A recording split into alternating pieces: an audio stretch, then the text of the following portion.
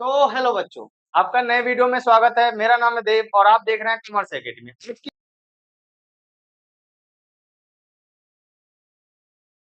इस लेक्चर में हम देखेंगे कि बेसिकली हमारा जो क्लास 11th का फर्स्ट चैप्टर है माइक्रो इकोनॉमिक्स का, उसमें क्या सारी चीजें बात की गई हैं, कैसे कैसे चीजें रिलेट कर रही हैं, इकोनॉमी क्या होता है, स्कार्सिटी क्या होता है, हमारे अलग अलग रिसोर्सेज क्या हैं, उसके क्या यूजेस हैं एंड सो ऑन।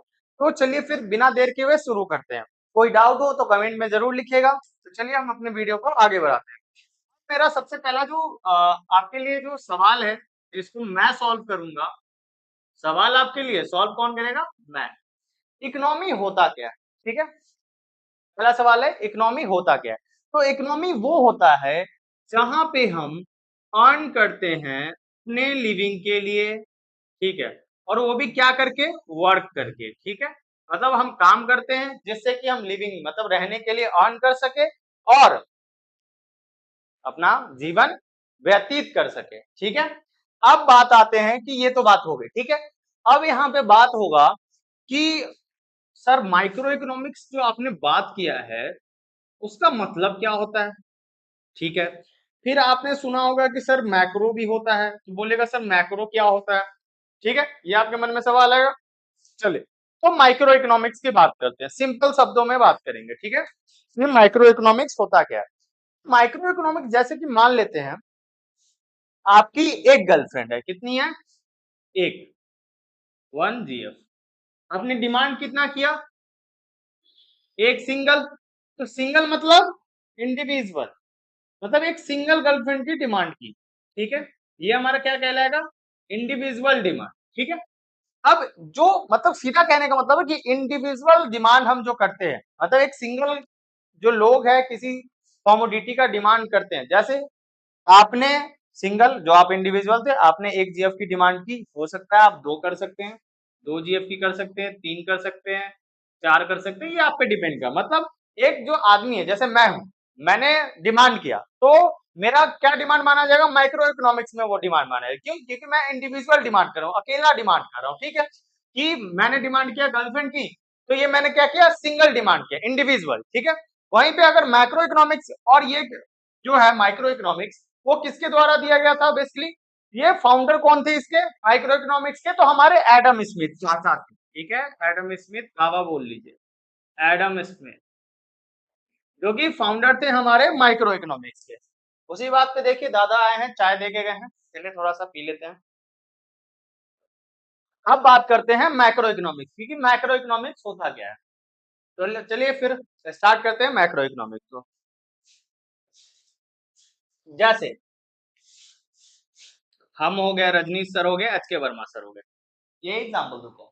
नहीं, हमारे कुछ दोस्त हो गए, या कोई दोस्त है, चुन्नू, मुन्नू और कुन्नू, ये 3 अलग अलग दोस्त हैं। इन्होंने मिलके एक पार्टिकुलर चीज की डिमांड की या किसी और चीज की डिमांड की, मतलब साथ मिलके की, क्या? जैसे मान लेते हैं इन्होंने मिल्क की डिमांड की, किस चीज की डिमांड की? मिल्क की। तो ये सब साथ में मिलके कर रहे हैं मिल्क की डिमांड, तो ये क्या कहलाएगा? मैक्रो, मतलब एग्रीगेट डिमांड, मतलब ये सब साथ में मिलकर डिमांड कर रहे हैं, ठीक है। यहाँ पे क्या होगा? एग्रीगेट डिमांड होगा और एग्रीगेट सप्लाई होगा, और यहाँ पे इंडिविजुअल डिमांड होगा, इंडिविजुअल सप्लाई होगा। डन, बात समझ में आ रही है? आगे बढ़े। अब हम बात करते हैं कि पॉजिटिव इकोनॉमिक्स और नॉर्मेटिव इकोनॉमिक्स होता क्या है, ठीक है। चले फिर आगे बढ़ते हैं, धीरे धीरे अपनी अपनी गाड़ी को हौले हौले हो जाएगा इकोनॉमिक्स से प्यार, देखते जाइए। वैसे अकाउंट्स का लेक्चर अभी तक आया नहीं है किसी भी चैप्टर का, 11 12 का। सो जल्दी वो भी वीडियो आ जाएगा। बाकी चलिए बिना टाइम किए हुए वेस्ट स्टार्ट करते हैं। अब हम पढ़ते हैं पॉजिटिव इकोनॉमिक्स। तो पॉजिटिव इकोनॉमिक्स में बेसिकली हम करते हैं कि what are the economics problem, मतलब हमारे इकोनॉमिक प्रॉब्लम क्या है, मतलब प्रेजेंट नाउ में, मतलब what are the economic problems, मतलब इकोनॉमिक प्रॉब्लम्स क्या है, और ये किस में बात करते हैं? पॉजिटिव। पहली बात क्या समझ में आए? कि पॉजिटिव इकोनॉमिक्स में हम बात करते हैं कि व्हाट आर हमारे इकोनॉमिक प्रॉब्लम्स क्या है और हाउ दे एक्चुअली सॉल्व, और कैसे वो सॉल्व होंगे, ठीक है, हाउ दे एक्चुअली सॉल्व और कैसे वो सॉल्व होंगे, ठीक है।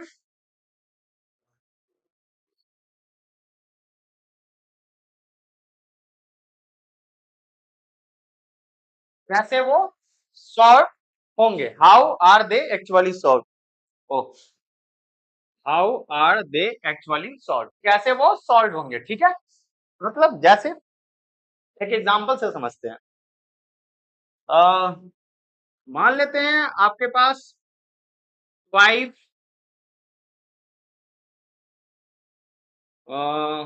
देखिए ऑफेंड मत होइएगा, एग्जांपल थोड़ा सा समझाने के लिए लेना पड़ता है। आपके पास 5 जीएफ है, ठीक है। आपके इकोनॉमिक प्रॉब्लम क्या है कि सब रूठ चुकी है, क्या हो चुकी है, सब रूठ चुकी है, ठीक है। क्या कर चुकी है, रूठ चुकी है, मतलब आदत होता है, तो सब रूठ चुकी है। अब इसको आपका काम है मनाने का, मतलब क्या कि पहले तो आपने जाना कि आपके प्रॉब्लम्स क्या है, ठीक है। प्रॉब्लम जैसे ही जान गए वैसे ही आपको वैसे ही आपने फिर सोचा कि कैसे वो सॉल्व होंगे, मतलब पहले आपने इकोनॉमिक प्रॉब्लम जाना कि वो जो हमारी गर्लफ्रेंड है बच्चों वो रूठ चुकी है, अब आपने सोचा कि कैसे वो सॉल्व होगा। तो आपने देखा कि एक को अगर 5 रुपए वाला भी डेयरी मिल्क दे दूं तो वो खुश हो जाएगी, ठीक है, एक प्रॉब्लम सॉल्व। दूसरे को मैं एक BMW गिफ्ट कर दूं तो वो खुश हो जाएगी। फिर एक को देखा कि आप 50 वाले कोई भी चॉकलेट दे दो तो वो खुश हो जाएगी। फिर एक को देखा कि कुछ कुछ दे दूं, फिर इसको भी कुछ दे दूं तो ये सब खुश हो जाएगी। मतलब आपने क्या किया, पहले आइडेंटिफाई किया कि प्रॉब्लम क्या है, तो प्रॉब्लम पता चला कि वो रूठ चुकी है। दूसरा आपने उसमें देखा कि कैसे वो सॉल्व होगा, ठीक है। प्रेजेंट की चीजें हैं कि कैसे वो क्या हमारे प्रॉब्लम से और कैसे सॉल्व होगा। होप सो आपको समझ में आया होगा, नहीं समझ में आया होगा तो कमेंट में जरूर बताइएगा, मैं कोशिश करूंगा इसे और अच्छे से समझाने की। फिर बढ़ते हैं हमारे नेक्स्ट टॉपिक की तरफ, जो कि हमारा है नॉर्मेटिव इकोनॉमिक्स, ठीक है। क्या है, नॉर्मेटिव इकोनॉमिक्स। नॉर्मेटिव इकोनॉमिक्स होते क्या है, नॉर्मेटिव इकोनॉमिक्स की बात करें तो व्हाट आउट टू बी, क्या होना चाहिए, मतलब इसमें ओपिनियन की बात करते हैं, ठीक है। Normative normative what ought to be, क्या होना चाहिए, ठीक है।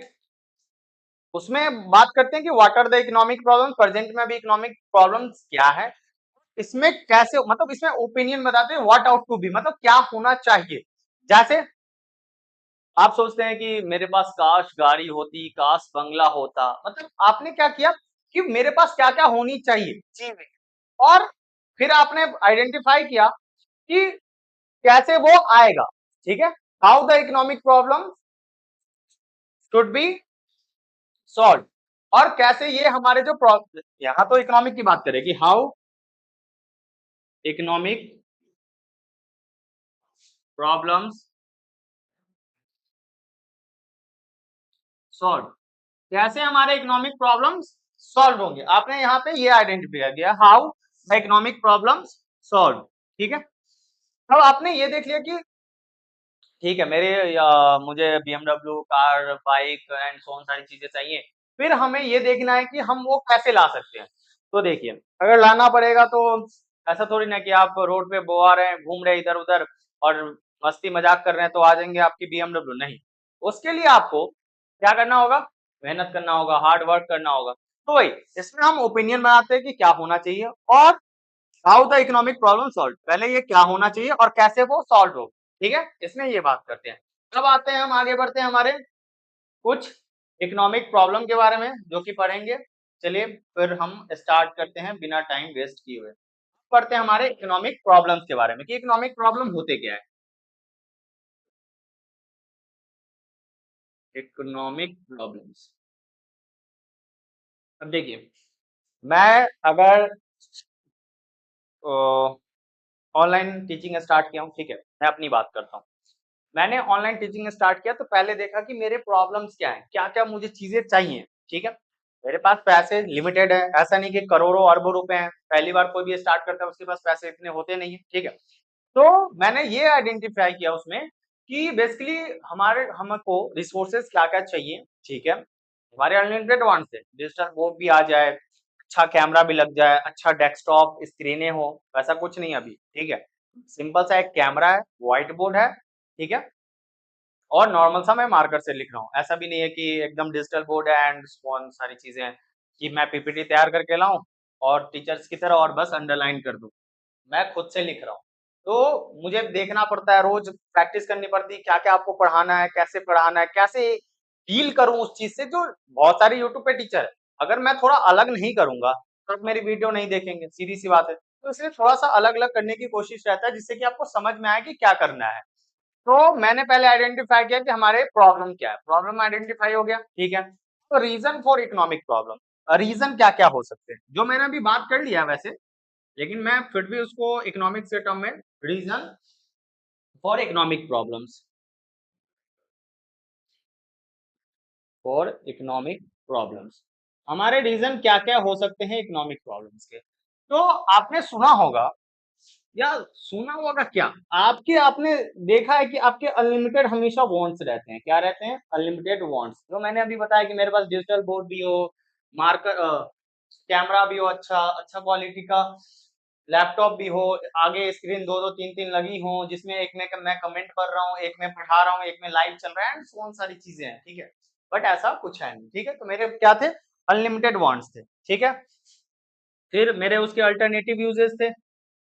अब बताऊंगा अल्टरनेटिव यूजेस क्या क्या मैं कहना चाह रहा हूँ। पहले मैं पॉइंट्स लिख देता हूँ, अल्टरनेटिव यूजेस। फिर तीसरी बात आई स्कार्सिटी, ये हमारे इकोनॉमिक प्रॉब्लम्स है। होप सो आपको क्लियरली दिख रहा होगा। चलिए फिर हम समझते हैं कि क्या क्या हो सकते हैं। तो सिंपल शब्दों में समझिएगा, मैं एग्जांपल लेता हूं। हमारे हो गया, चलिए इसको मैं ऊपर को मिटाता हूं फिर मैं बताता हूं। बहुत आराम आराम से चलेंगे, कोई ये नहीं है। चलिए पहले हम समझते हैं अनलिमिटेड वांट्स, ठीक है। जैसे पहले मैं एक मान के चलता हूँ, एक आपका फिक्स इनकम होगा, या मैं अपना ही मान के चलता हूँ, मेरे 1000 रुपए इनकम है, ठीक है। मैं मान के चलता हूँ 1000 रुपए इनकम है, तो मैं 1000 की चीजें ले सकता हूँ, ठीक है। 1000 की चीजों में मैं क्या क्या सोचूंगा, मैं सोच रहा हूँ एक अच्छा सा कैमरा ले लूं। फिर मेरे मन में आया फिर मैं एक अच्छा सा डिजिटल बोर्ड भी ले लूं। फिर मेरे मन में आया भाई एक अच्छा सा डेस्कटॉप भी होना चाहिए, डेस्कटॉप। फिर मेरे मन में आया एक अच्छा माइक भी होना चाहिए जो 22-23 हजार का है। मतलब मेरे क्या है, अनलिमिटेड वांट्स है, बट मेरे क्या है, पैसे की कमी है, मतलब स्कार्स है, ठीक है। फिर मैंने सोचा सबसे ज्यादा जरूरी क्या है आपको, ये भी है, ये भी है, ये भी है, ये भी है। तो ये सबसे ज्यादा, अगर ऑनलाइन मुझे क्लास लेना होगा तो सबसे जरूरी क्या हो सकती है, कैमरा। अगर मेरे पास कैमरा अच्छा नहीं है, क्वालिटी अच्छी नहीं है, तो आप मेरी वीडियो देखेंगे नहीं देखेंगे। मैंने जो मेरे अनलिमिटेड वांट्स थे उसमें से पहले मैंने सिलेक्ट किया, ठीक है। मैंने क्या किया, सिलेक्ट किया। उसके बाद मैंने देखा कि इसके मैं बहुत सारे काम कर सकता हूँ। मैं चाहूँ तो शादी में इसको ले जाके फोटोग्राफी कर सकता हूँ, साथ में ऑनलाइन क्लासेस कर सकता हूँ, ठीक है नहीं। जोक सा पार्ट था, ठीक है। मतलब मैंने सोचा कि कैमरा का मैं क्या क्या कर सकता हूँ, तो मैं वीडियो बना सकता हूँ। फिर कुछ मतलब अलग अलग, जैसा ऐसा नहीं है कि सिर्फ ऑनलाइन टीचिंग के पर्पज के लिए यूज करूंगा। कुछ ऐसे पॉडकास्ट हो गए एंड कुछ शायरी हो गई, इसके लिए मैं यूज कर लूँ। अल्टरनेटिव यूजेस के लिए मैं यूज कर रहा हूँ, ठीक है। फिर रिसोर्सेज मेरी स्कार्स थी, उसके हिसाब से मैंने इसको चूज किया। चलिए एक एग्जांपल मैंने दिया, एक और एग्जांपल लेते हैं। चलिए एक है आपका दोस्त चुन्नू, ठीक है। ये चुन्नू आपका दोस्त है, ठीक है।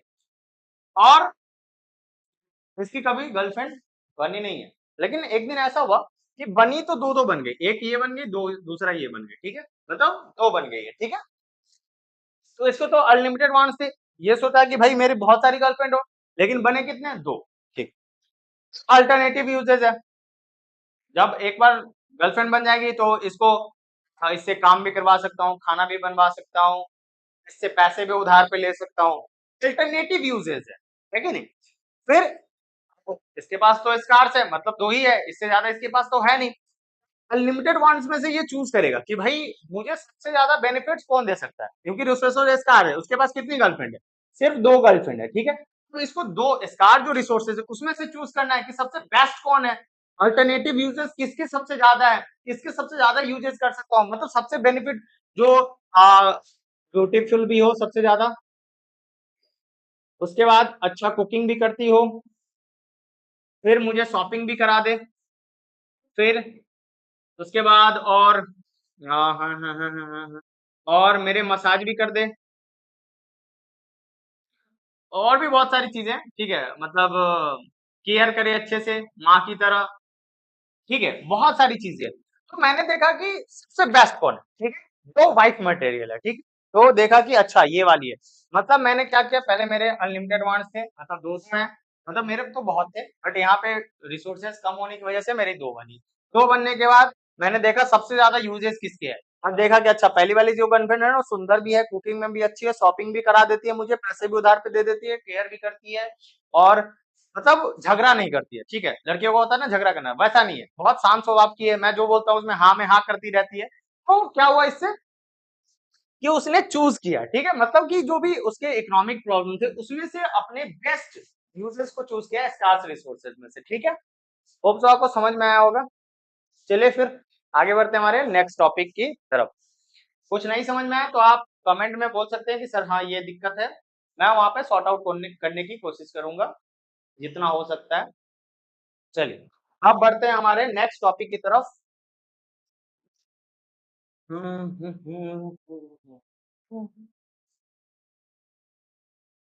सैयारा तो चलिए, थोड़ा थोड़ा बीच में गाना भी होना चाहिए जिससे कि आपका अटेंशन बना रहे, क्योंकि आप लोग का इसी से अटेंशन बनता है ना।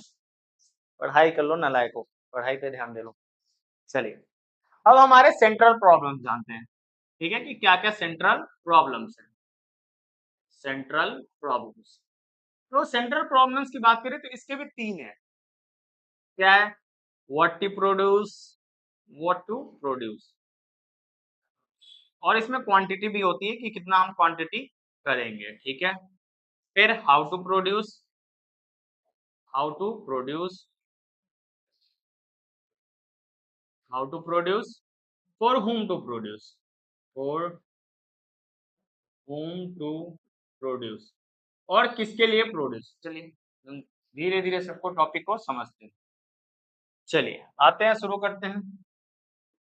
आप देखिए व्हाट टू प्रोड्यूस मतलब हमें क्या प्रोड्यूस करना है, ठीक है।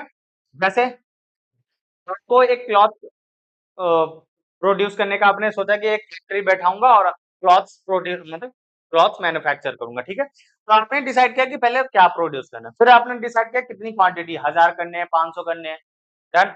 ये सब डिसाइड करने के बाद आपने क्या किया, हाउ टू प्रोड्यूस मतलब लेबर इंटेंसिव करूंगा या कैपिटल। अब आपके मन में सवाल आएगा, अरे तो सर क्या लेबर इंटेंसिव कैपिटल इंटेंसिव, ऐसा भारी भारी वर्ड यूज करेगा तो बस मैं तो गया। तो बच्चा कहने का ये मतलब है, लेबर इंटेंसिव कहने का मतलब होता है कि जब सबसे ज्यादा लेबर का यूज हो और कम कैपिटल मतलब कम प्लांट एंड मशीनरी मतलब मशीन का कम यूज हो और लेबर का ज्यादा यूज हो, तो उसको लेबर इंटेंसिव कहते हैं, ठीक है।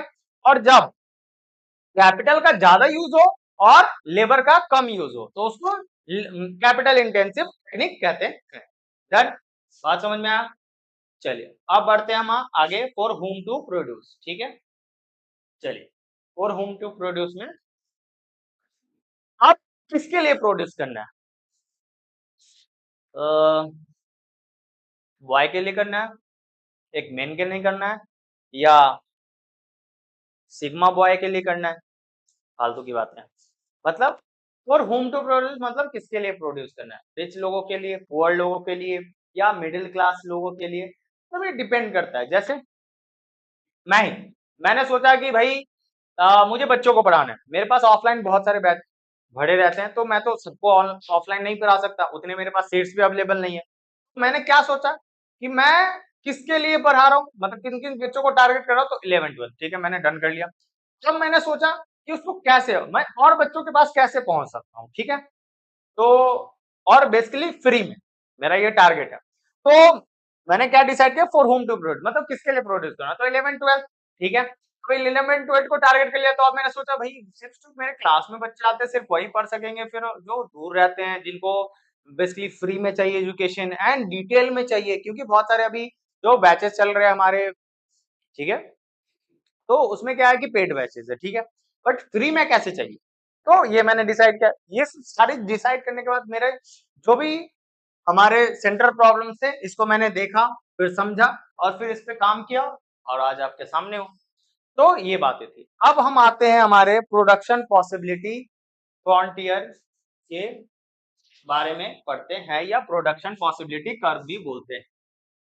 चलिए, अब इसमें क्या होता है कि दो अलग अलग हम डिफरेंट गुड्स लेते हैं, ठीक है, तो दो possible combination of two goods, ठीक है, लेते हैं और इसका बेसिकली ग्राफिकल रिप्रेजेंटेशन होता है, वो तो बात की बात है, वो मैं पहले बात करूंगा। अभी हम पीपीसी और पीपीएफ के बारे में पढ़ेंगे, और पीपीसी और पीपीएफ दोनों सेम है, या तो पीपीसी कहिए या तो पीपीएफ कहिए, मतलब प्रोडक्शन पॉसिबिलिटी की कर्व या प्रोडक्शन पॉसिबिलिटी फ्रंटियर।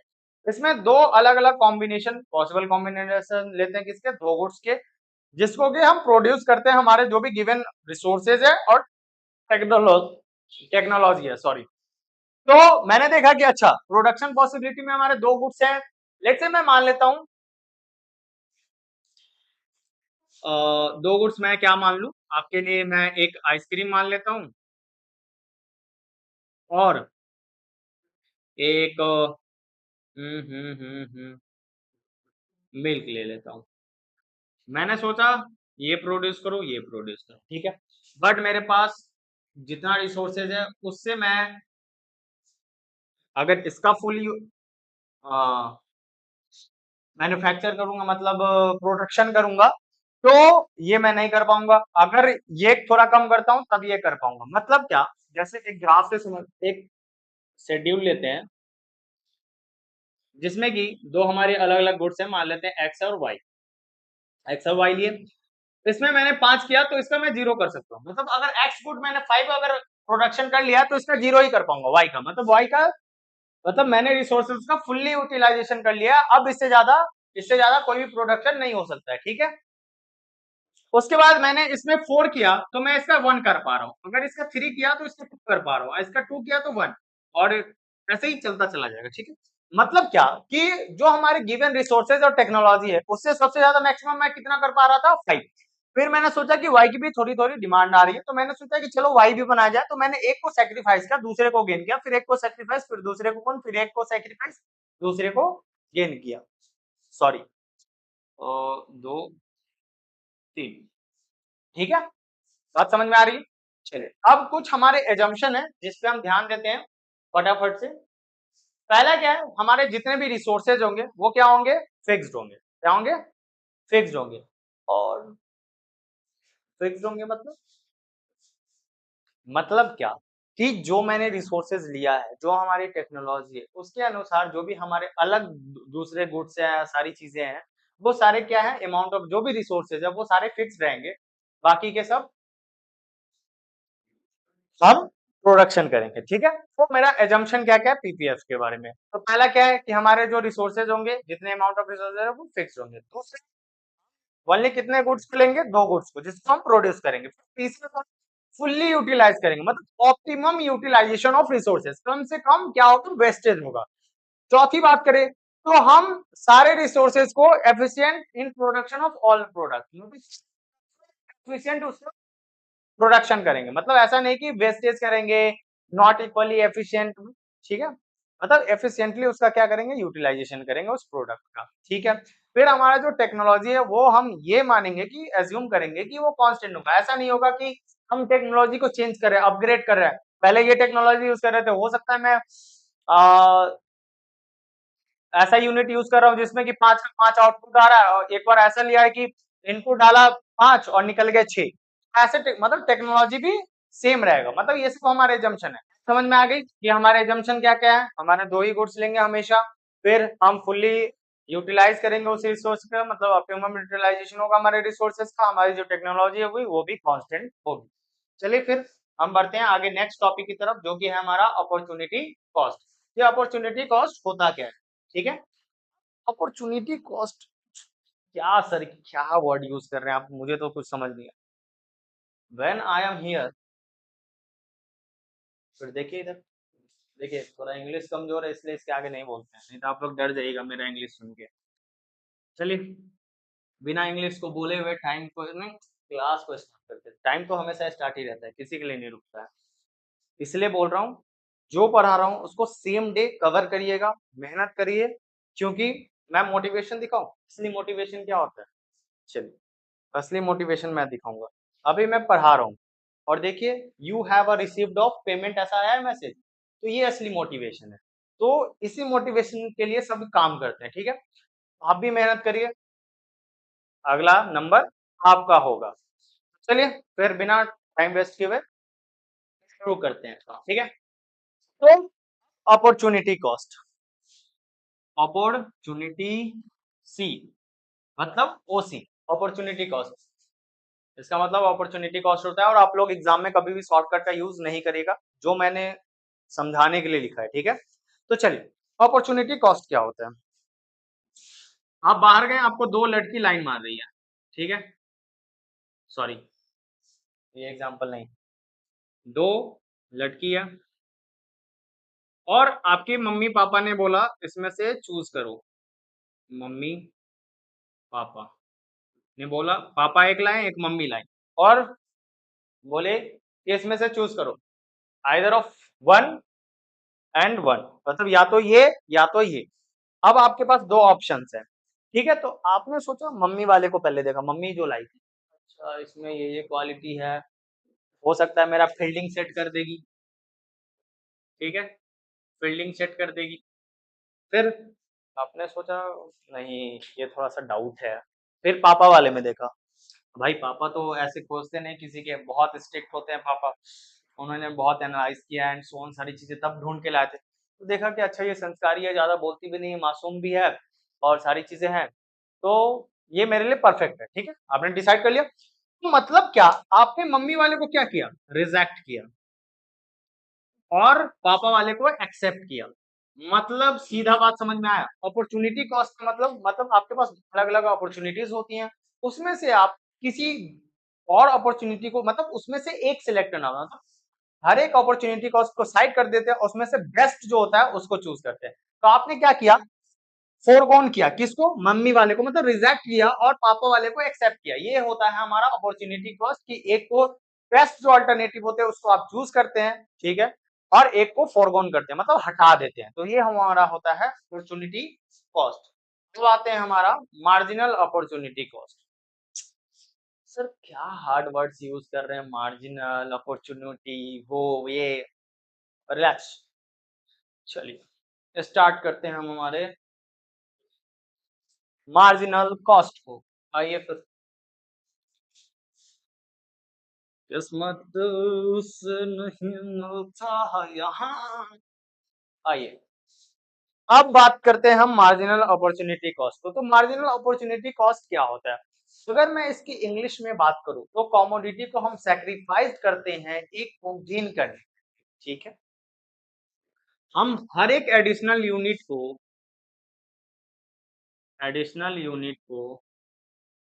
क्या करते हैं, गेन, और गेन करते हैं और एक को सैक्रिफाइस करते हैं, ठीक है। मतलब क्या, अभी वही सेम चीज है कि आपने मम्मी वाले को रिजेक्ट किया, मतलब एक को सैक्रिफाइस किया दूसरे को गेन करने के लिए, आप दोनों नहीं ले सकते थे, ठीक है। वही अपॉर्चुनिटी कॉस्ट होता है और मार्जिनल कॉस्ट भी लगभग सेम होता है, मार्जिनल अपॉर्चुनिटी कॉस्ट, कि एक को आप सैक्रिफाइस करते हैं और एक को गेन करते हैं। जैसे मैंने दो गुड्स का अलग अलग एग्जाम्पल लिया था कि 5 इसमें ले रहे हैं तो आप 0 सैक्रिफाइस कर रहे हैं, फिर आपने 4 लिया तो मतलब एक यहां से क्या हुआ, सेक्रीफाइस हुआ, तो आपने एक गेन किया, यहाँ फिर तो यहाँ दो, फिर यहाँ दो तो यहाँ तीन, मतलब हर एक के बाद एक सेक्रीफाइस करते जा रहे हैं और एक गेन करते जा रहे हैं। डन, होप सो आपको समझ में आया होगा। चले फिर कैरेक्टरिस्टिक्स ऑफ पीपीएफ पढ़ते हैं कि पीपीएफ के कैरेक्टरिस्टिक्स होते क्या है। देखिए मैं थोड़ा ऊपर नीचे पढ़ा रहा हूँ, इसको माइंड मत करिएगा, बेसिकली कॉन्सेप्ट पे ध्यान दीजिएगा। मैं कॉन्सेप्ट सारा क्लियर करके जाऊंगा, टारगेट यही रहता है। थोड़ा सा ऊपर नीचे हो सकता है, लेकिन जो समझाने का प्रोसेस है ना, क्रिस्टल क्लियर रहेगा, क्रिस्टल क्लियर। चलिए आते हैं, हम आगे बढ़ते हैं। तो हमारा जो पीपीएफ का स्लोप होता है वो पहला क्या होता है, डाउनवर्ड होता है, ठीक है। मतलब इनवर्स रिलेशनशिप बिटवीन होता है change in quantity of to commodities. मतलब अभी बताया था कि एक को गेन कर रहे हैं, एक को सेक्रीफाइस कर रहे हैं, फिर एक को गेन कर रहे हैं, एक को सेक्रीफाइस कर रहे हैं, ऐसे करके। मतलब क्या कि हमारा पीपीएफ क्या होता है, डाउनवर्ड स्लोपिंग, पहला। दूसरा क्या होता है कि कनकेव शेप का होता है, जब हमारा एमआरटी इंक्रीजिंग होता है, ठीक है। फिर अब बोलेगा सर ये एमआरटी क्या होता है, मार्जिनल रेट ऑफ ट्रांसफॉर्मेशन होता है, जिसका मतलब होता है बच्चा कि आप कितना सैक्रिफाइस कर रहे हैं कितना गेन करने के लिए। चलिए अब इसको हम समझते हैं। वेट अ मिनट, पहले हम जो मैंने बोला है उसको मैं सोच रहा हूँ लिख लूं। पहला हमारा पीपीएफ की बात करें तो डाउनवर्ड स्लोपिंग होता है, क्या होता है, डाउनवर्ड स्लोपिंग। दूसरा इनवर्स रिलेशन होता है, इनवर्स रिलेशन होता है, रिलेशनशिप वाला रिलेशन मत समझ लीजिएगा। उसके बाद और बात करें इसकी, कनकेव हमारा होता है, कनकेव होता है कब, जब हमारा एमआरटी इंक्रीजिंग होता है, क्या होता है, इंक्रीजिंग। डन, बात समझ में आई। मतलब इनवर्स रिलेशन होता है, डाउनवर्ड स्लोपिंग होता है हमेशा, और कनकेव होता है जब एमआरटी इंक्रीजिंग होता है। डाउनवर्ड क्यों होता है, क्योंकि हम ऊपर से नीचे आते हैं, सबसे मैक्सिमम यूटिलाइजेशन करते हैं और दूसरे का कम करते हैं, फिर धीरे धीरे हम घटते चले जाते हैं, एक को सेक्रीफाइस करते चले जाते हैं और एक बढ़ाते चले जाते हैं, इसलिए हमारा डाउनवर्ड स्लोपिंग होता है। और कुछ ऐसा होता है कनकेव, ये ऐसे गया और ये कुछ ऐसे आता है, मतलब कनकेव, ठीक है। जब एमआरटी क्या होगा हमारा, इंक्रीजिंग। वहीं पे बात करें, चलिए उसके बाद बात करें, फिर दूसरी जो लाइन है वो कन्वेक्स होता है, ठीक है, सॉरी,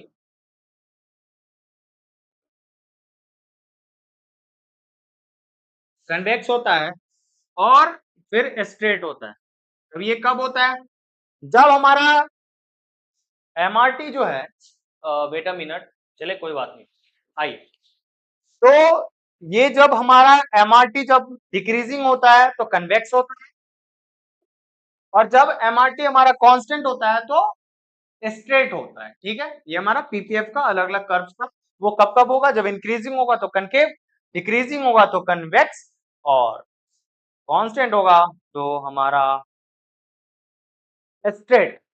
कौन सा, पीपीएफ कर्व। अब हमारे शिफ्ट की बात करते हैं, ठीक है। शिफ्ट की बात करेंगे ना तो राइट वर्ड और लेफ्ट वर्ड दो ही तरफ शिफ्ट ही होता है भाई। अगर मैं देखो, यहां देखिएगा, ये हमारा क्या हो रहा है, राइट वर्ड शिफ्ट हो रहा है, ये हमारा क्या हो रहा है, लेफ्ट वर्ड शिफ्ट हो रहा है। और राइट वर्ड लेफ्ट वर्ड कब शिफ्ट होगा, जब हमारा हो सकता है टेक्नोलॉजी एडवांस्ड हो गया होगा, हमारे जो रिसोर्सेज हैं वो ज्यादा बढ़ गए होंगे, ग्रोथ ऑफ रिसोर्सेज, ठीक है। तब हमारा क्या होगा, राइट वर्ड शिफ्ट। अगर लेफ्ट वर्ड शिफ्ट होगा तो लेफ्ट वर्ड शिफ्ट कब होगा, जब हमारी जो टेक्नोलॉजी है वो डिग्रेडेशन हो गई होगी, मतलब बेकार, बहुत पुराना हो गया होगा, और हमारे पास रिसोर्सेज भी होंगे ना, वो कम हो गए होंगे, ठीक है। क्या क्या बात आएगी, जब, लिखता हूं, जब increase, sorry, right word shift हो रहा है, क्या हो रहा है, राइट वर्ड, राइट वर्ड जब शिफ्ट हो रहा है, मतलब क्या, हमारा जो रिसोर्सेज है वो इंक्रीज कर गया है, इंक्रीज इन रिसोर्सेज।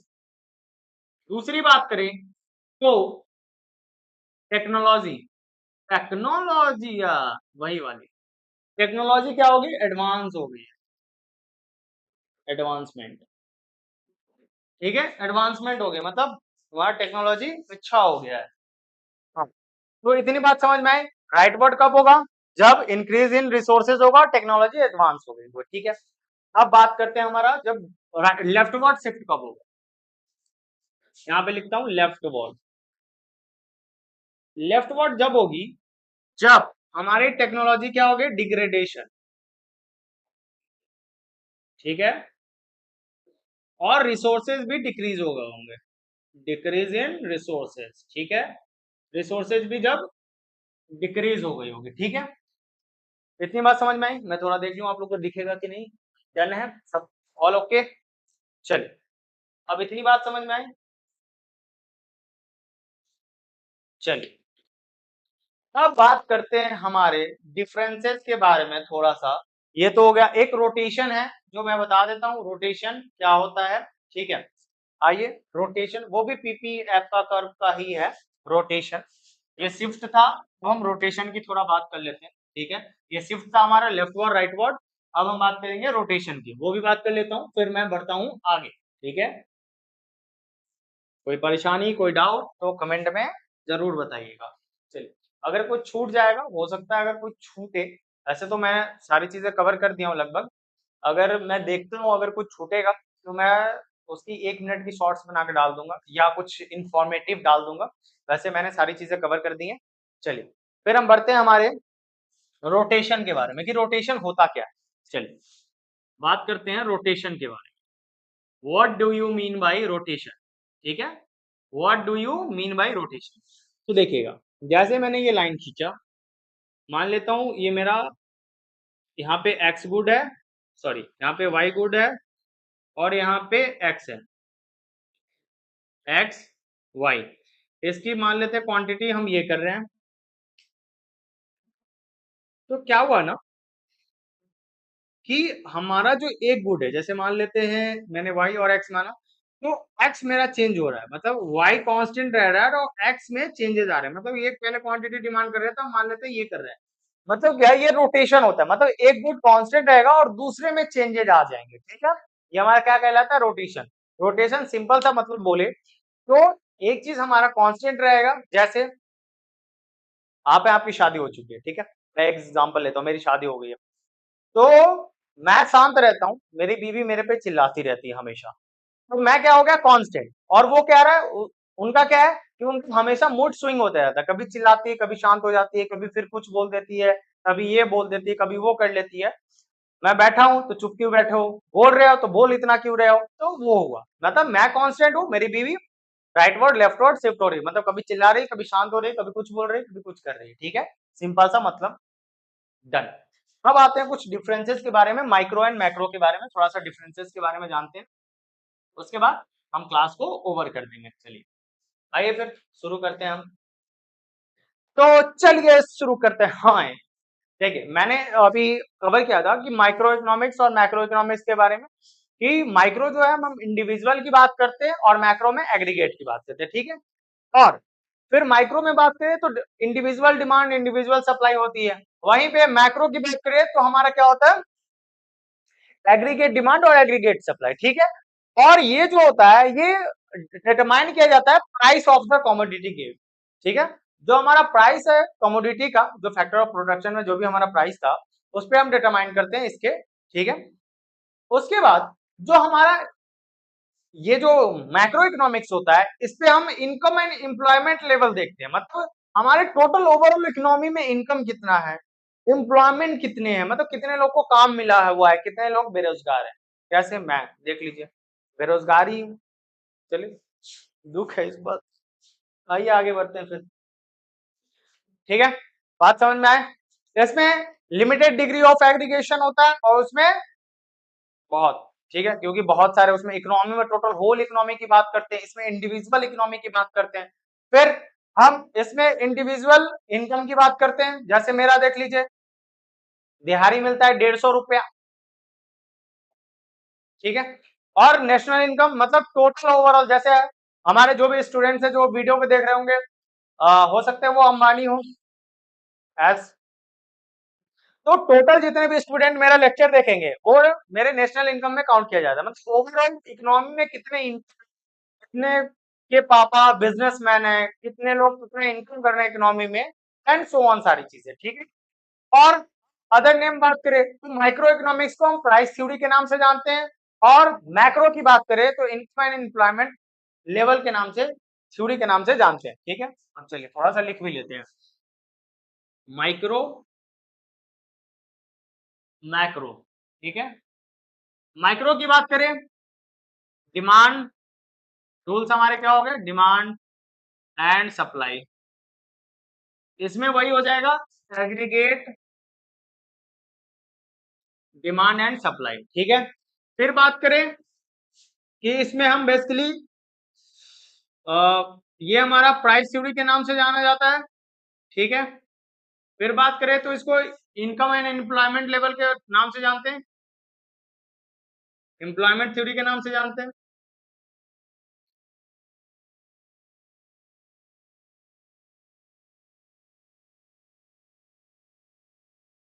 ठीक है, तो इतनी बात समझ में आई होगी, सॉरी।